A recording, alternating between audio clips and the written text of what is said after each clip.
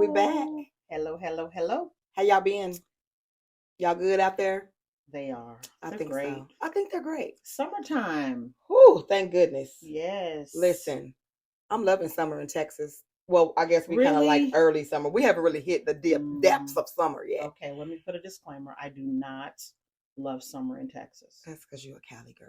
This is true. She's a Cali girl. This She is really true. don't This is know true. heat. I don't. I mean, I'm an Oklahoma girl, but I love the heat. Give me some water. Water, good Water. thing. AC, Yeah. good AC thing. is excellent. Indoor. Summer in Texas, and she want to be indoors. Indoor. That's fine. We'll let you make it. Please. Well, hello and welcome back to Grit and Grace. Grit and Grace, yes, we're super excited about this podcast space. We are. We hope y'all enjoying it too. We hope y'all having a good time and getting some good little nuggets and all that goodness and stuff. Absolutely. If this is your first time joining us, thank you for tuning in. If you are, an old fan, thank you for returning. If you have not liked or subscribed or shared this podcast, go ahead and do that right now. We'll give you a couple of seconds. Yes. Okay. I'm Cynthia Scott. And I'm Deborah Spencer. Yes. Thanks for joining us. And we want to thank you for the feedback. We've gotten some great feedback. Girl. We have some people? Yes. Yes. Thank you for your honesty, for your help, for your support, for your encouragement. We really appreciate that. Yes. We do. We've had some really good feedback. We've had some good criticism. Absolutely. Yes, some good. Always good. Always good.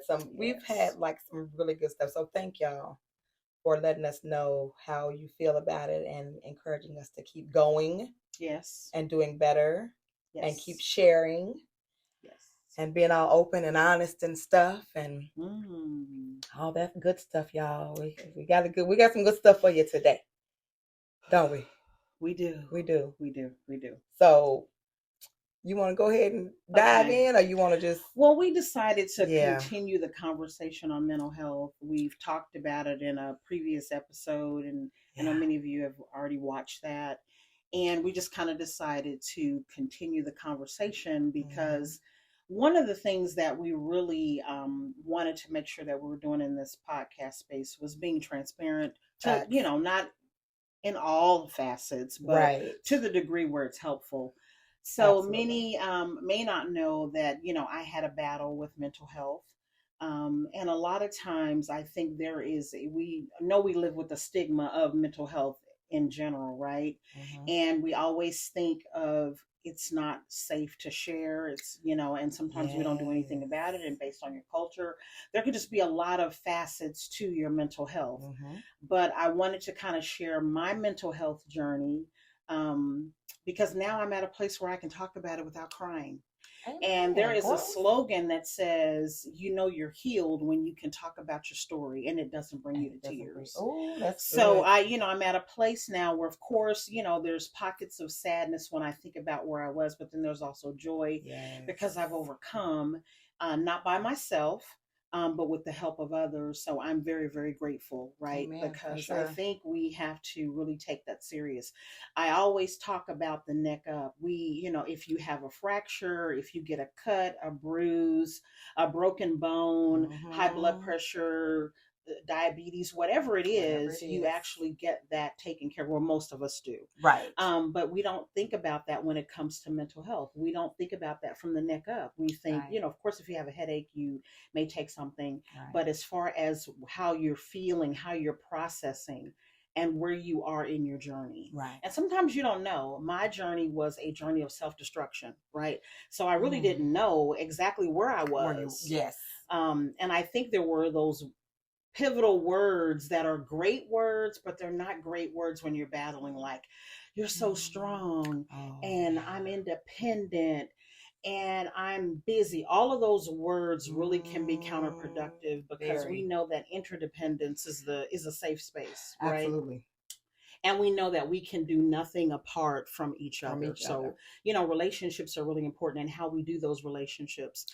But what happened in my journey of mental health was I've always been a person that, they call it the go-getter, or just always creating and being a part of things that are positive, wanting to do better, wanting to grow, wanting to develop. But there were some pivotal things in my life that caused some pitfalls that I did not see. My husband was in the military of 20 years in the military, and I was away from family, and I was sometimes a single mom, and I was in a very high profile, busy environment for work. It was very stressful, it was very high pace, traveling and all of those things. And it was, a lot of deadlines and a lot of production, a lot of numbers, and I was managing people. And so you're pulled in a lot of directions.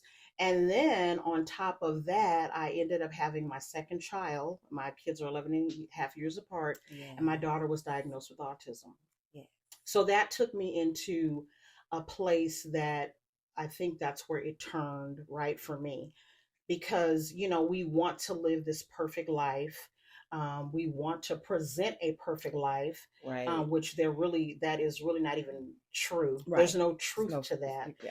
It's There's like no the social media highlight reel, right? We Exactly. show all of those great things, but behind the reel, right, we're struggling. And so I was dying, and I was on the inside, and I thought the way to get out of this was to keep going. Mm-hmm. Mm-hmm. So I recall being at work, and I really was crashing, and I went to my car and I broke down. And it takes a lot to make me cry, like really like cry. And so I was in my car and I was crying, and I called my pastor at the time, Bishop Cobbs, and he said, you really have to look at everything, put your arms around everything, and you really need to get help. So the first thing I think of is help is really what? A sign of weakness. Oh, for sure. Right. Especially in our community. Weak, I'm strong. Yes, I got this. I'm not weak. Yes. I'm strong. I'm not weak. I'm strong. Right. But a part of all of us, there's weakness and strengths in all of us. There's good and bad in all of us, right? Absolutely. There's independence and codependence and interdependence in all of us. And how we manage that to get on the other side of it is really crucial. Absolutely. So I just wanted to share that I was in a place of depression. I was in a place of panic attacks. And I really decided to, on top of all of that, I then also decided I wanted to go back to school. Oh, yeah. Go get her. Superwoman. Yeah, absolutely. Yeah. Take off the cape. Yeah. But yeah, superwoman. So I wanted to go back to school, because what we do is we mask pain in other ways, right? So we think the more we do, it's going to make that thing go away. But we have to confront. You can't heal what you won't confront. That's true. And so I was in a place where that's what I needed to do. But it was really, really hard. And I'm so sensitive to things when we say you're crazy, you're cuckoo. We have to be careful with those words, because there is someone struggling every single day to live what we call normal, to get up out of the bed, to be able to put one foot in front of the other, to be able to present your best self, right? Yes. So we have to be careful how we label people, because there is a struggle that some may never have experienced, but I struggled in a space where as soon as I got in my car and got to my office, no one knew it. Yeah. And that is really, it's difficult. Yes. To keep that up. It's difficult to put on the persona, right? That mask to continue to go when you are literally dying on the inside. Once you leave those spaces, you have no strength to do anything. You just don't want to think. You don't want to do anything. And so for me, I had to get help. So I got my t-shirt on today. And I do believe in therapy. There was a time when I didn't believe in therapy. I also believe in medication. And this is my truth, my life, our podcast, right? And some people may disagree, and that's okay. We can still hold hands and disagree. Absolutely. But I know what I needed to do. Now, I didn't have to do anything long term, but I do have to do something for maintenance. Yes. Right. So I am still in therapy on a maintenance basis. And I'm not ashamed of that. I don't feel weaker. I don't feel less than. I don't feel anything. I feel whole. Yes. Right. Yes. I feel healthy. I know that absolutely. I am in a great space. Yes. And so I just want to encourage anyone that is struggling with life in general and wondering why you feel like your walls are closing in on you, or you can't make it, or what's wrong with me, I say to you, get help. Absolutely. I say get help. Absolutely. And get to a place where you can really breathe again. I think about just being in a vacuum, and I was in a vacuum. I was suffocating. Yes.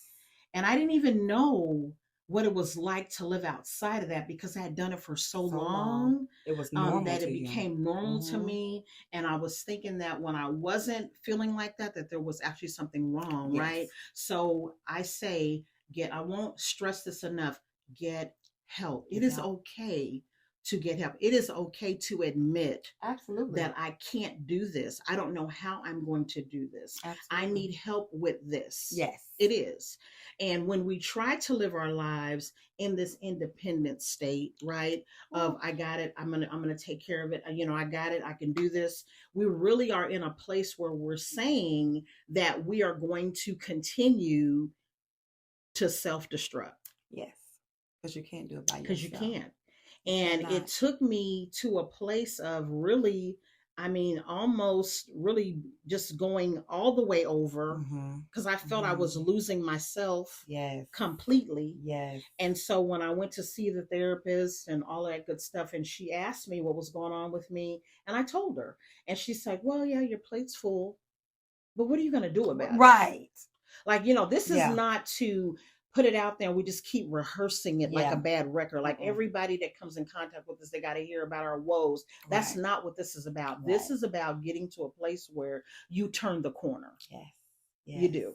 And one of the things that was a real issue for me, and I say this, that you are as sick as your secrets. And I don't mean that you need to broadcast every aspect of your life, but when you are living in secret and not confronting the things that are causing you pain and causing you destruction, that is where you are sicker than the secret that you're keeping. And I was trying to live a life that was a secret, right? I was living this pretentious life on the outside, that everything was great, that I had a career, I had a husband, I had my kids, I had my village, I had all, that's what I was saying.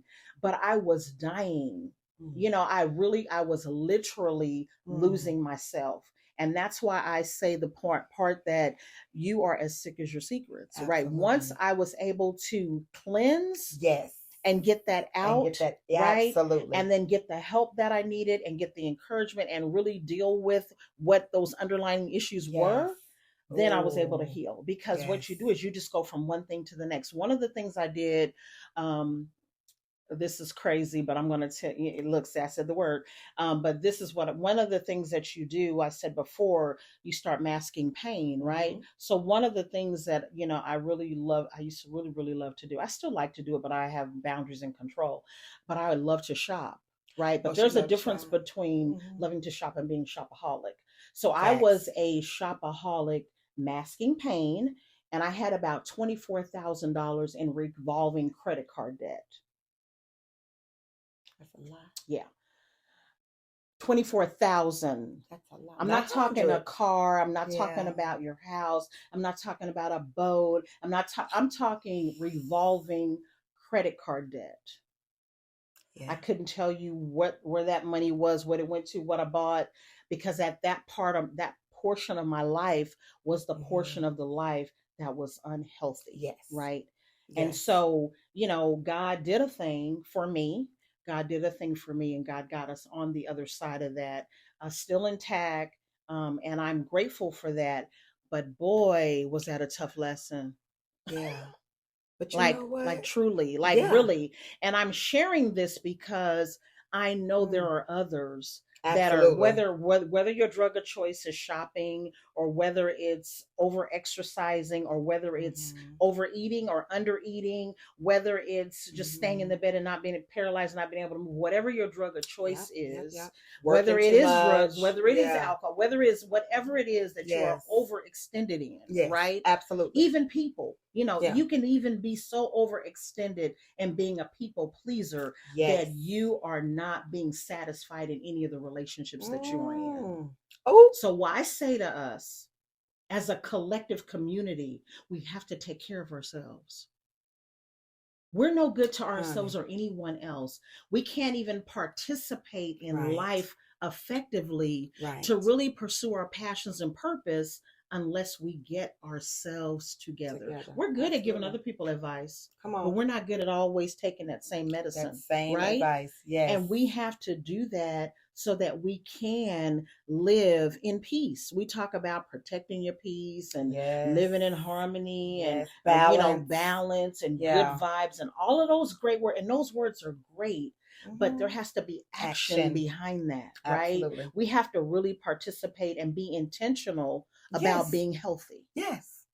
All and over. Self-care mind, is body, great. and soul. It is. And self-care is not a massage. I love massages. Oh yeah. I do. Yeah. But we have to take self-care to another level. Yeah. Like really. Like it's those things are great. Get my nails done and going to get a massage. Oh yeah. But we have to really dig deep in what self-care is. And self-care is making sure that you are whole and healthy. Yes. Right? From the inside out. From the inside out.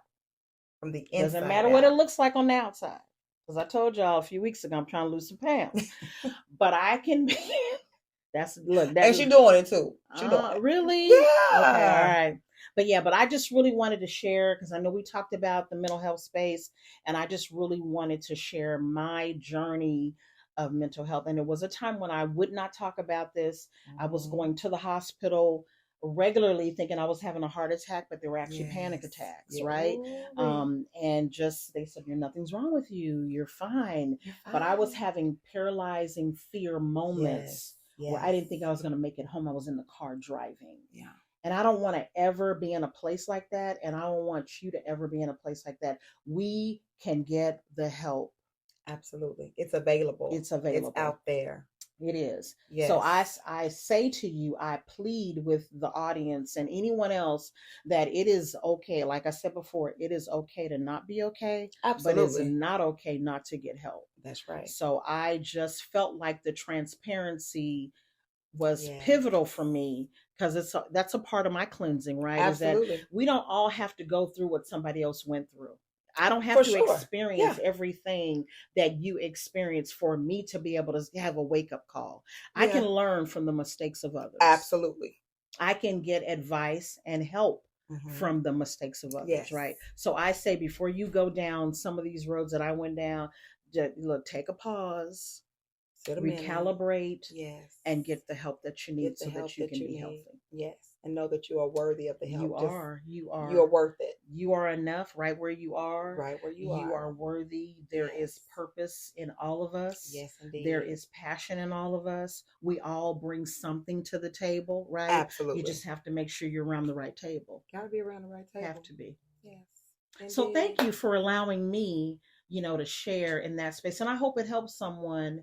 It was a journey. It didn't happen overnight. I didn't get to that place overnight. Right. And I didn't get out of that place overnight. Right. And I still have to be intentional about how I move and what I do and what I process and what I take in. It's like maintenance. It's and how I live my life because I don't want to ever be in a place like that. It is a very dark place.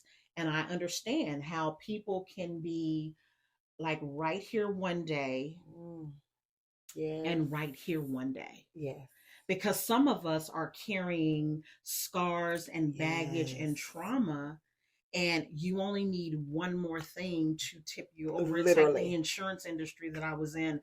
There would be people that because they had a prior injury, they were considered eggshell. They had a pre-existing condition, right? Yes. So if they get in an accident, it could be very, very minor. And it could really set them back because they are already in a fragile state. Yes. So some of us are in fragile states already. That's good. And it only takes one thing.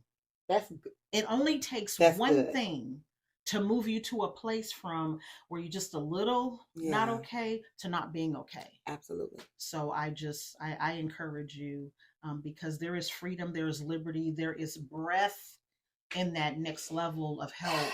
And you can be whole again and you can live the life that God intended for you to live. Most definitely. Most definitely. I was proud of you. And I'm grateful. I am. I'm really.